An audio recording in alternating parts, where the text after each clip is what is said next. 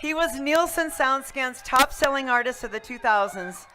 32.2 million albums sold in that decade in the U.S. alone.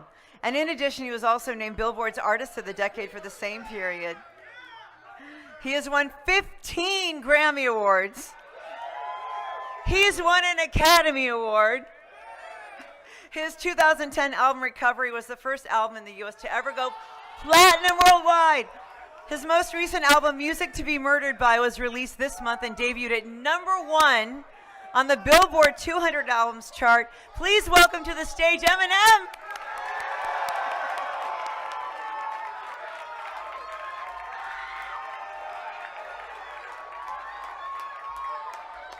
Okay, so hold on. I wrote something down. I wrote this, but I didn't memorize it, so I got to read it off the paper. I just wrote this last night, so just bear with me. So check it out. Of all the things that I don't remember about 2002, I have a very clear memory of the first time I met 50. And I think one of the things I noticed when he first walked into the room was his presence, right? Because it just kind of felt like he's gonna be a star. Like just the way he carried himself, swagger, everything. Like, I don't know. It just seemed like he was the whole package. Yeah. And what's crazy about it to me is the charisma and the personality, like everything matched the intensity of his music. You know, and that first album is so classic. And the first time I met Fifth, I was, so excited to meet him. So I was just like, I started rapping all his songs to him and I didn't really let him talk, and I kind of was trying to show him like how into him I was, right? But I think I might have probably overdid it.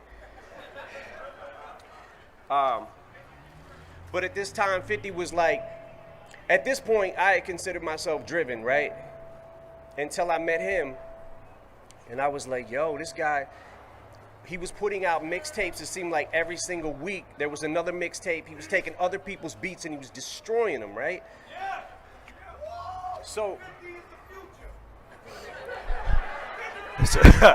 check it out. I knew that the dude sitting in front of me, sitting across from me, was just different, right? It just seemed like, I don't know, man. Something about him just drew you in. And I think Dre and me knew that if it was gonna work, if it worked on us, that it was gonna work on the rest of the world. And I'm glad we trusted our instincts. So, yeah. So as we're leaving that meeting, me and Dre were talking and 50 was walking away. And Dre leans over to me and he's like, yo, you think that limp is permanent? You should ask him. And I was like, well, I gotta ask him. And we're glad it was not permanent. And I just want to say, man, I'm here today because this is not only like a business partner to me, it's one of the best friends I've ever known in the world.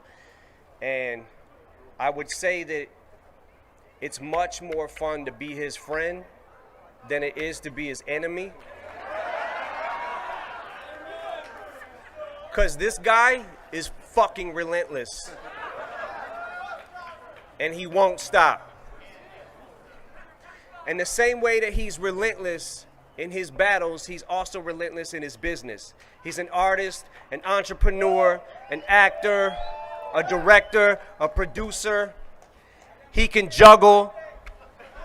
He's great at Scrabble. He pretty much does it all. And he's also helped me through a lot of hard times in my own life, and he's always been there when I need him. So 50, congrats on your star, man. Hollywood is making official what I knew from the beginning and Dre knew from the beginning. Thank you.